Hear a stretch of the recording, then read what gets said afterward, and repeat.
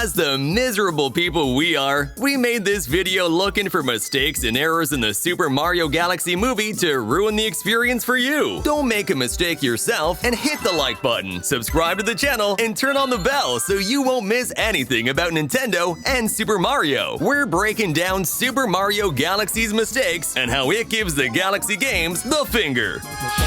While everyone was losing their damn minds over Fox McCloud's introduction scene, Nintendo was slipping a mistake right under our noses. Take a close look at Fox's belt design, because at first, it has 4 decorative triangles, but when he sits inside the R-Wing, it suddenly goes from having 4 triangles to 3, and when he spins around, you can see the full belt again. But this time, one of the triangles has a hole in the middle. The lights in the ship also change the number of LEDs they have depending on the shot, but the different versions of the belt are way more obvious. The good part is that it all happens so fast, it's impossible to notice unless you pause the movie frame by frame, like us. Do you remember the ending of the Super Mario Bros. Movie? Well, there's a mistake because Yoshi's egg is not in the same place in Super Mario Galaxy. If you compare both scenes, things have appeared in the Super Mario Galaxy movie that weren't there before. A staircase to climb up, several pipes in the background, and even the yellow valve has magically changed color. It's as if Yoshi had been born in an alternate reality where he also gets stuck in Brooklyn. We understand that Illumination wanted to give this scene a bit more life, but if the whole point is that we're seeing the exact same moment, the bare minimum is that the place should be the same. When Peach finds Rosalina's book in the Comet Observatory, a flashback reveals how she arrived in the Mushroom Kingdom. But look at baby Peach's feet during the escape. She's completely barefoot, which makes sense. She's a baby escaping through space. She's not exactly gonna be wearing heels. But when the princess teleports to the Mushroom Kingdom, surprise, she's mysteriously wearing shoes. At no point in the scene do we see anyone put shoes on her, so either the shoes materialize by magic or the Illumination animators forgot this detail for the second movie. What baby Peach did have was a pacifier in her hand, which she later puts in her mouth and eventually ends up given to a toad. During the battle against Bowser and Bowser Jr., a few things happen that don't make much sense. To begin with, Luigi uses the Cloud Flower, a power-up in the game that gives you exactly 3 clouds around your head, which you can spend one by one to create platforms. 1 cloud, 1 use, and then you have to look for another flower. Well, Luigi gets 4. Fine. Maybe he got lucky and found a bonus one, but what doesn't add up is that he starts generating clouds infinitely, as if he had a monthly subscription. Why does the movie show you a limited number of clouds around his head if there's no limit afterwards? And while we're at it, Blimp Yoshi doesn't get away with it either. In Super Mario Galaxy 2, when Yoshi eats a blimp fruit, he inflates like a blue balloon and floats for a few seconds before deflating. In the movie, Yoshi is floating around up there like he swallowed a whole helium tank. It's not as blatant as the cloud thing, but the movie has definitely taken quite a few liberties when interpreting the powers. In one scene where the Lumas are causing absolute chaos inside Rosalina's library, one of them is eating some star bits. It grabs them, throws them into the air, and tries to catch them mid-flight in one bite. And in the process, it drops them. If you look at the next shot, the star bits that fell onto the cushion are not what they should be, and their colors don't match either. They've changed position, as if someone had swept them up and rearranged them between takes. A classic continuity error in animated cinema. And there's more. The popcorn bucket has colored stripes following a red and white pattern, but depending on the shot, the order changes. In some shots, it's red, white, and in others, it's white, red. A detail so subtle you probably wouldn't notice even after watching the movie 3 times. But that's what we're here for, to ruin beautiful scenes with unnecessary details. You're welcome!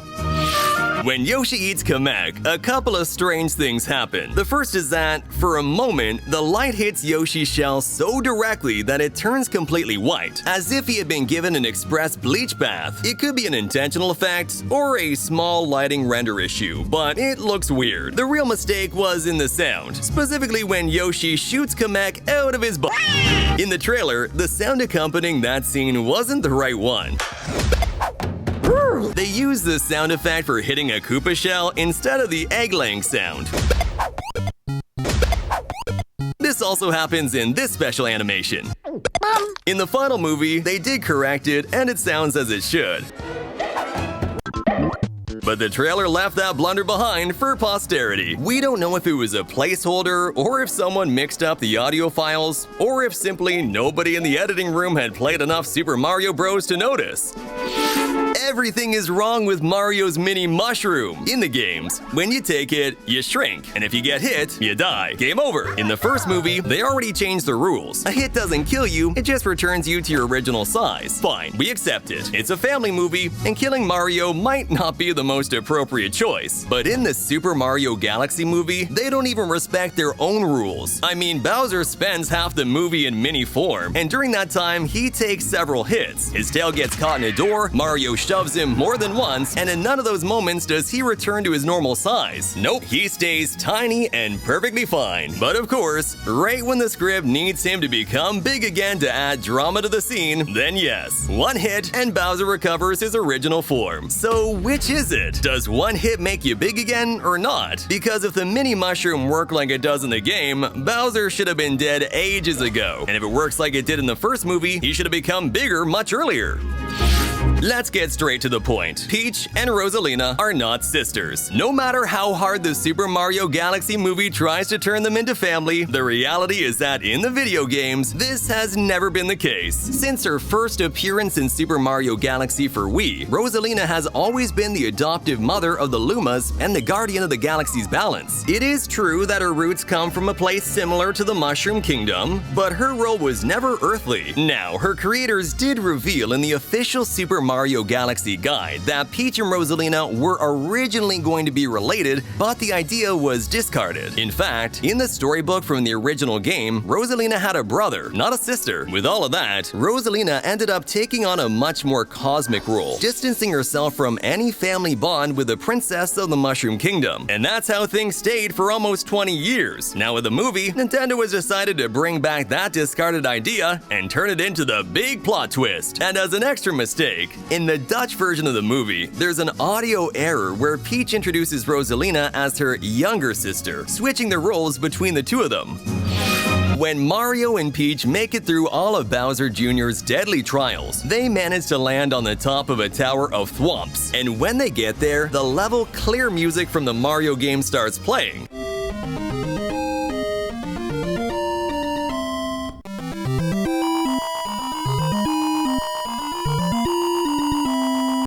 The problem is that the level isn't over. Literally, the next step is to face Bowser and throw him into the lava. Playing the victory jingle right before the battle makes no sense. In Super Mario games, that music plays after you clear a level, never before a boss fight. In fact, there isn't a single game in the entire series where they play a triumphant little tune right before Bowser shows up breathing fire. The music should have played after defeating Bowser, not before. And on top of that, it's a different song.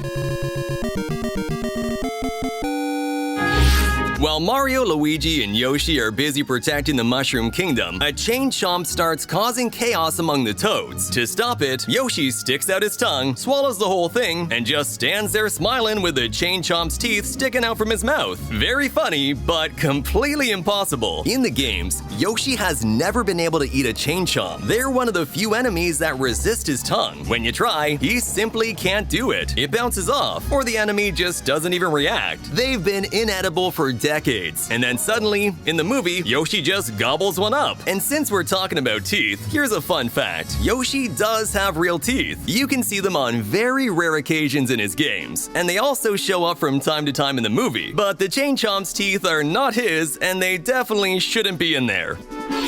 When Bowser Jr. tries to kidnap Peach's castle, the action moves so fast that the animators seem to have misplaced one shot. In one of the scenes, you can see one of the castle walls and windows cracking dramatically from the pull, but in the very next shot, the castle facade appears completely intact, as if nothing had happened. And right after that, it goes back to being totally destroyed. And right after that, it goes back to being totally destroyed. It's another continuity error. That shot with the intact castle should have appeared before the wall started breaking. Not after. Pay close attention to the flower pots around Peach's castle. At the beginning of the movie, they're all in place, decorating the outside. When Bowser Jr. takes the castle flying away, they should still be there because they're beyond the bridge, not right next to the castle. So far, so good. But when Mario returns to rebuild the castle, 2 of the flower pots on the bridge have disappeared. The rest are still intact, but those 2 have vanished. It looks like the animators forgot to include them in that specific scene, because after the repairs, the flower pots are back where they belong, and everyone pretends nothing happened. Pay attention to the map of the Mushroom Kingdom that appears in the movie, because there is clearly a mistake. If you look at the tiles that mark the different stages or locations in the kingdom in the style of Super Mario World, there's one that makes absolutely no sense. A level marker placed directly on top of a pipe. Since when is a pipe a stage? Pipes in Super Mario are means of transport. You go into one and appear somewhere else. Never, in any game in the series, has a level marker been placed on top of a pipe. That's like putting a bus stop on top of a bus. It looks like someone on the team thought it would look nice to fill a gap on the map and placed it there, without thinking that we would make this video pointing out the consequences of their vile cartographic mistake. The universe of the Super Mario Galaxy movie has a small problem with galactic geography. In the film, when Fox McCloud's R-Wing crashes, the group lands in what seems to be a separate galaxy where they find the famous T-Rex. Now this place is clearly the Cascade Kingdom from Super Mario Odyssey, with its fossils and sleepy dinosaur. The problem is that the Cascade Kingdom is not a galaxy. If you played Super Mario Odyssey, you'll know the game has a globe where you can see all the locations. And the Cascade Kingdom is on the same planet as the Mushroom Kingdom, so they're actually relatively close to each other. They're not 2 different galaxies separated by light years of distance, they're just 2 different kingdoms in the same world. It also doesn't make sense for Toad to have a patch with that kingdom stuck to his backpack. The funny thing is that they did get Honey Hive Galaxy right, because in the games, it really is a separate place in space. When Bowser Jr. attacks the R-Wing, Toad and Yoshi are sitting in a specific position inside the ship, but when they crash land on the planet, their positions have been swapped. It might be a mistake, or maybe they changed places at some hard-to-see moment, like what happened with Bowser's bracelet. Some users have pointed out that after it gets broken, he magically has it back on. But there's a trick to this one. In between, there is a very subtle scene where he puts it back on, and the last one is harder to confirm. When Mario, Luigi, and Yoshi fall from Peach's castle, all 3 of them are holding on to one of the towers. But in one of the shots, the tower appears and they're not there. So either they are too small to see from that distance, or the animators simply decided not to include them. Both options are completely possible. If you found any other mistakes we missed, leave them in the comments so we can read them. Check out these Super Mario Galaxy videos we're leaving for you here, and subscribe to the channel so you don't miss anything from Super Mario and Nintendo. Thanks for watching. See you next time.